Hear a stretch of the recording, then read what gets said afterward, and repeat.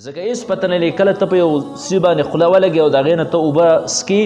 نو په دې کې راسې چینجي وغیره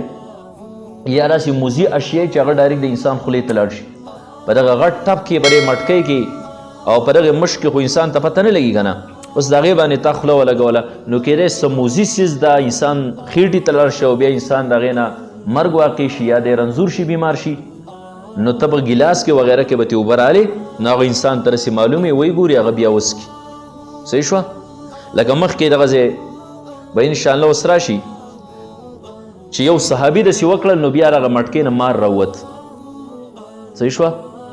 مار راووت نو داسې موزي اشیا پکې په دې وجه په داسې مشک باندې خوله لګول او ډایرکټ په خوله باندې د هغې نه اوبه څکل په څه کې نه راغستل دا سري مکروه دي خو مکروه تنزیهي دي ښه که چېرته کې ضرورت پیښ شو ګیلاس نه جام نه یا داسې شی نه و چې هغې نه ته په دې کې اوبه راوالې عذر نو بیا وسکه حرام نه دي لومبی حدیث دی عن ابي سعيد الخدري رضي الله عنه قال نهى رسول الله صلى الله عليه وسلم عن اختناس الاسقيه د نبی علیہ الصلوۃ والسلام نه روایت کوي حضرت ابو سعید خدری رضی الله تعالی عنہ چې نبی علیہ الصلوۃ والسلام منع فرمایلی دا ان اختناس الاسقيه د مشک دراماتولو مشک رامات کې او په هغې باندې خوله ولګې اوبه تې وڅکي مخکې څه لیکي دی اختناس یعنی ان تکسر افواهها چې د هغې خوله ماته شي ویشرب منها او د هغې نه وڅکې شي خوله وله راماته کړي د مشک او داسې په خوله باندې د هغې نه ډایرکټ برای راست اوبه وڅکې په څه کې یې روانلي نو د دې نه دا منع فرمایله شوې ده دا بل روایت هم دغه شانتې دی وعن ابي هريره رضي الله عنه قال دا حضرت ابو هريره رضي الله عنه روایت ته نهى رسول الله صلى الله عليه وسلم نبی علیہ الصلوۃ والسلام منع فرمایلی دا ايشرب من في سقاء او القربه چې رسول الله مبارک منع فرمایلی دا چې وسکې شي د مشک یا د مشکیزې نه د غټ مشک نه یا د وړې مشکیزې نه دا وسکې شي یعنې دغه شان برای راست سړی وسکي په څه کې ترې روانلي نو مونږ وی چې دا کراهت سره کراهت تنزیهي دی حرام نه دی ښه اوس دا بل روایت تاسو وګورئ وعن ام ثابت کبشة بنت ثابت اخت حسان بن ثابت رضي الله عنهما وعنه قالت دخل علی رسول الله صلی الله علیه وسلم حضرت ام ثابت کبشة بنت ثابت چې دا خور د حسان بن ثابت رضی الله تعالی عنه ده مشهور د نبی علیہ الصلوۃ والسلام مداح دی خپل نوم یې کبشه دی کنیت ام ثابت ته او دا انصاریه صحابیه ده حسان ابن ثابت رضی الله تعالی عنہ مشهور شاعر د نبی علیہ الصلوۃ والسلام د خور ده او د دین صرف او صرف د یو روایت دی ښه ترمذی او ابن ماجه وغیره کې دا ذکر شوی دی نور روایت د دین نشته دا فرمایي دخل علی رسول الله صلی الله علیه وسلم نبی علیہ الصلوۃ والسلام زما کر راغه فشربا من فی قربة معلقة قائما دو خبرې ان شاء الله مخکې باب براشي چې غوره طریقه د اوبو څکو د ناستې ده صحیح شو غوره طریقه د اوبو څکو د ناستې ده ها که په ولاړې باندې سره عذر په بنا اوس کې نو جایز دي نو رسول الله مبارک څه چل وکړو فشربا من فی قربة رسول الله مبارک د مشکنا اوبه وڅکي معلقة چې هغه راویزاندو هغه مشک راویزاندو راځوړندو قائما او په ولاړه یې وڅکي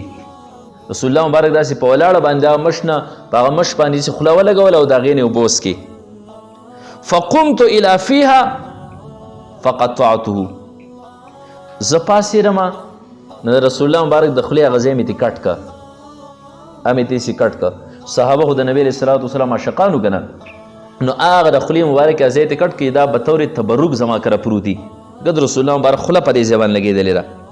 وقال حدیث حسن صحیح وانما قطعتها دا یې ځکه کټ که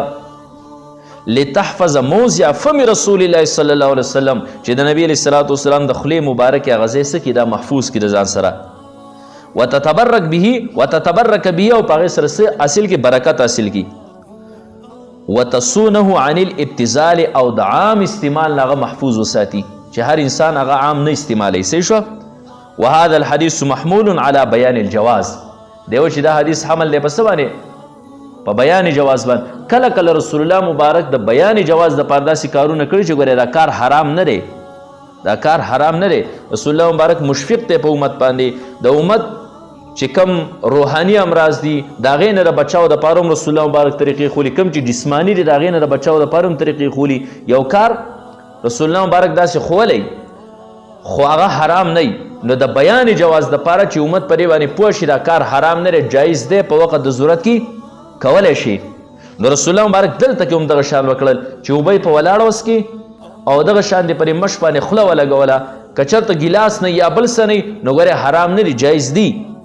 خو اکمله طریقه او غوره طریقه داره چې دی دې په څه کې راوالې او هغه بیا وڅکي ټیک شوه نو دی وایي چې وهذا الحديث محمول على بيان الجواز دا حدیث په څه باندې حمل دی په بیان جواز باندې والحدیثان السابقان او شاته چې کوم دوه روایت ذکر شول لبیان الافضل والاکمل هغه د څه بیان دپاره د افضل او اکمل چې اکمله طریقه غوره طریقه داره چې سړی دی په څه کې اوبه راوالې او بیا دې وڅکي خو دا د جواز دپاره چې دا هم ګورې جایز دی د دې علما مختلف قسمه توجیحات کړي دي چا ویلي دي چې دا مسله په ابتدا کې مباح وه چې تا به پرې مش باندې له پاسه خوله ولګوله چې منګي تاسو خوله ولګوي داسې اوبه ترې وڅکئ دا په ابتدا کې څه مباح وه وروسته یو صحابي اوبه څکي نو د دې مشکزې نه مار راووته نو د هغې نه وروسته اباحت دا منسوخ شو او په دې باندې چې نو دا منه راله خو اصل خبره چې کله کله که داسې د ضرورت ټیمي انسان داسې کولی شي حرام نه دي خو ښه طریقه داره چې ته دې په لوښي کې راوالی محترمو اوریدونکو زموږ د چینل سبسکرایب کړئ او د غنټۍ د نشانو سره هم دباو کړئ چې زموږ د نوي بیانونو اطلاع تاسو ته درکړئ